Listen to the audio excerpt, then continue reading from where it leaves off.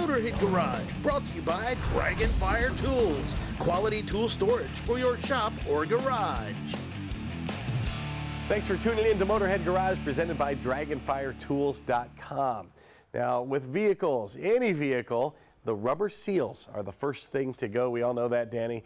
They degrade over the years. Why do they go so fast? Well, rubber tends to biodegrade, and especially the seals that were used on these cars originally, it was actually a latex seal.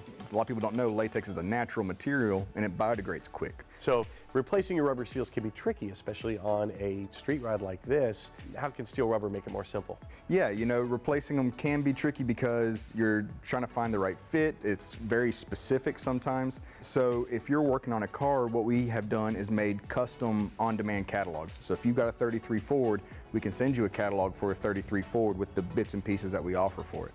Yes, it's a 33 Ford, but it is a hand-built hot rod.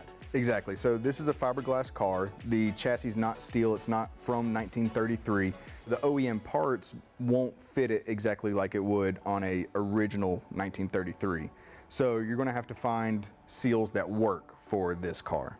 Before we get into the specific seals on this, how do I find out what seals I'm going to need or what I'm going to use once I start to look at the car? Because you guys have, what, 15,000 different parts in your catalog? Yeah, we have a lot, but we make it real easy for each person because we narrow it down for what they're looking for. Just like this, we would probably point you towards our street rod catalog, which has everything for the engine compartment, the glass, your doors, your trunk, all in sections, so you can go through the vehicle and find out exactly what you need.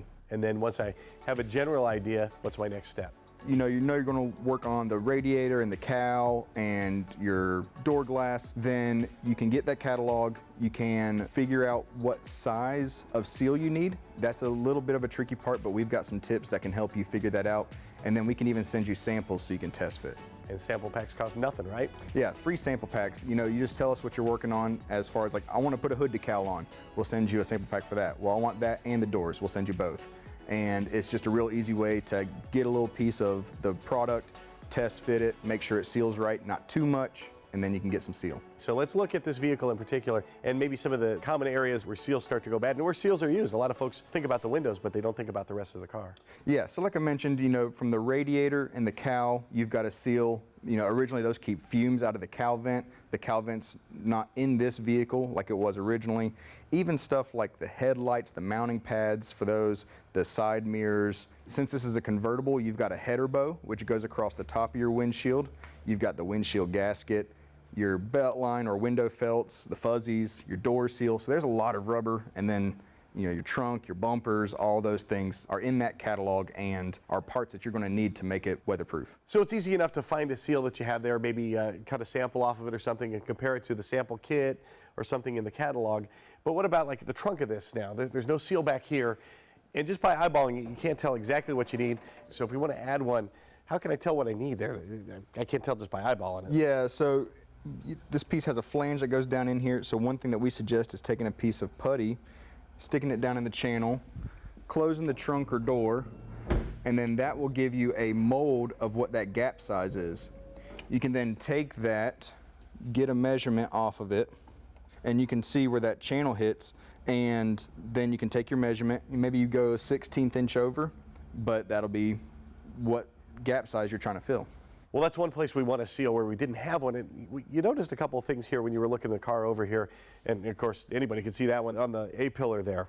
This was a custom kind of cut piece that ended up working, but now 18 years later, it's starting to fall apart. And visually, this catches the eye really easy. So that's definitely going to be something that we want to replace. And it's very easy to do so with some of the peel and stick. And then inside the door, there's another seal that you noticed is going bad, and this one's easy to see as well. Yeah, so again, another seal that was just something that would work. That uses a cheaper pressure-sensitive tape, and we use a 3M tape, so it's a lot more substantial than what that is, and it's not going to degrade like that does.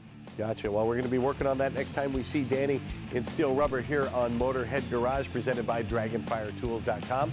We still got a lot more in this episode coming up, so please stay tuned.